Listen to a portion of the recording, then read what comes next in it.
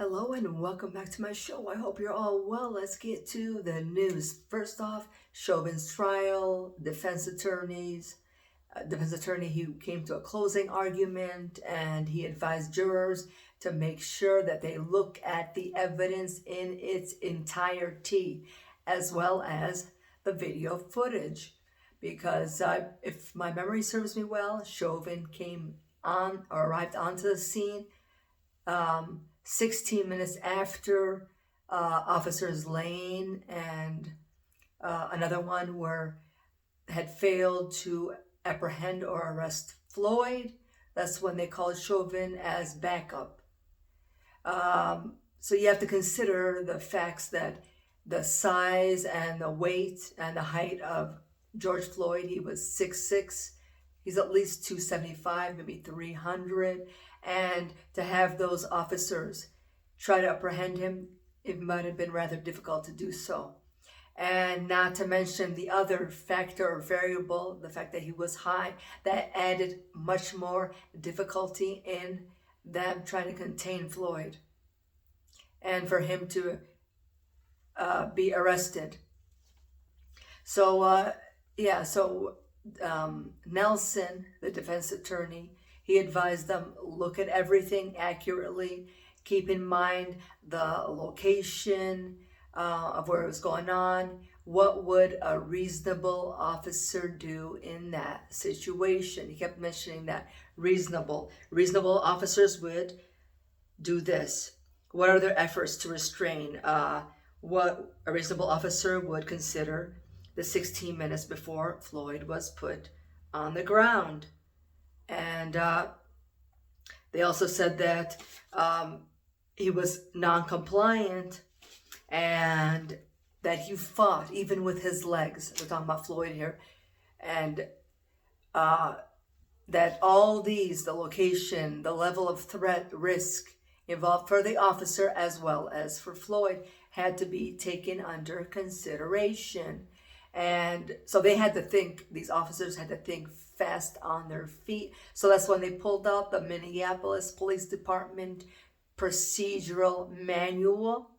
And Chauvin's like, I'm just trying to picture this in my head. He's like, the other officers failed to apprehend Floyd, so I got to think quickly. And the next thing I could think of, which was in his manual, I seen it with my own two eyes, people. So watch that. And it showed the knee-neck restraint. So that was nothing that just came out of the woodworks as Floyd's go-to. It was something in the actual manual that was practiced probably in many occasions, at least some, okay? So that was his go-to because that was what his supervisor in training taught him, as well as what was listed in the procedural training manual. So he was basically following protocol, and it didn't look to me as if what's his name, Chauvin had a malicious intent, or he looked pretty calm, if you ask me, under those stressful circumstances. But you guys look at the video and you correct me if I'm wrong. And then Nelson, Chauvin's defense, he said that you got to look at, is there clear and convincing evidence? Is there a preponderance of evidence? And that would mean, is there a burden of proof of evidence to suggest that Chauvin is guilty? The clear and convincing evidence, well, I don't think I need to explain that. That's pretty transparent, pretty crystal clear, right? Is there clear and convincing evidence to prove that Chauvin is guilty? And the third one is the proof beyond reasonable doubt, establishing that the defendant is guilty, and acting by the way that any rational person would act. And remember, the defense always kept on continuing to say, would a reasonable person do this? Is this, yeah. What did he say? Give me just a moment. Yeah.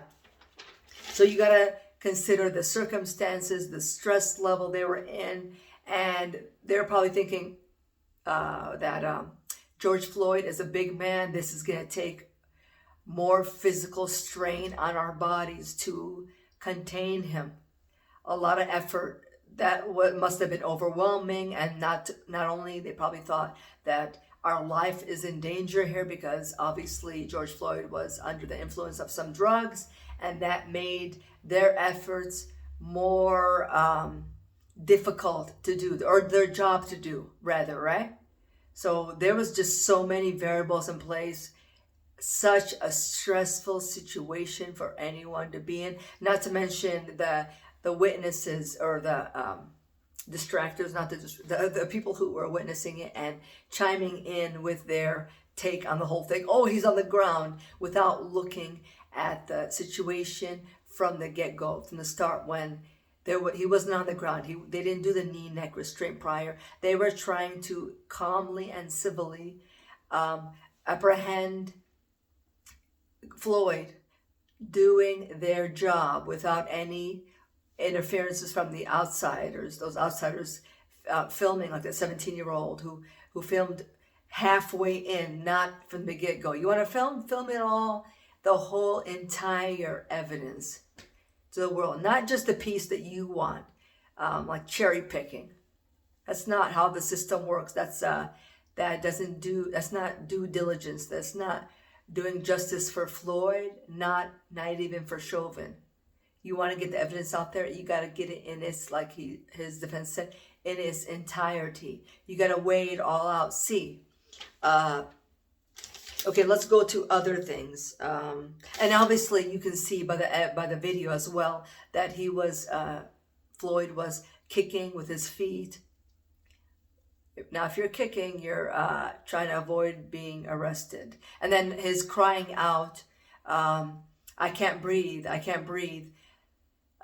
They said that when someone could say, I can't breathe, they're talking. So there's evidence that they can't breathe. And they also said that his oxygen level, I believe, was 78 or 98%. So he didn't have any breathing issues or a medical condition. That's what they're saying. I'm not giving my take here. I'm just saying what the evidence that we were presented with was. And then you have, she's a sweetheart. Her name is Representative Maxine Waters. She headed to the streets to, what people say, not me, because I don't want to put my spin on this. What people are saying or argue is to incite violence. She said that we're going to stay out here. We're going to let them know. We're going to fight till the end. We're going to let them know that we mean business. And if they don't have a guilty plea on Chauvin, we're going to wreak havoc. We're not going to stand down.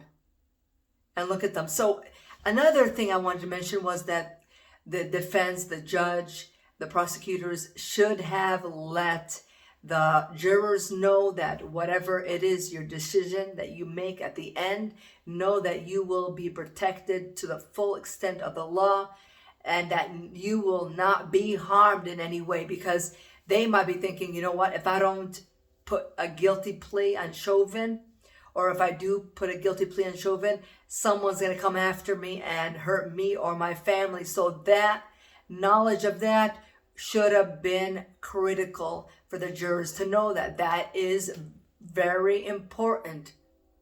But they weren't given that reassurance that their safety would be taken under consideration and they would be protected, them and their families, from whatever the decision they decide that would be.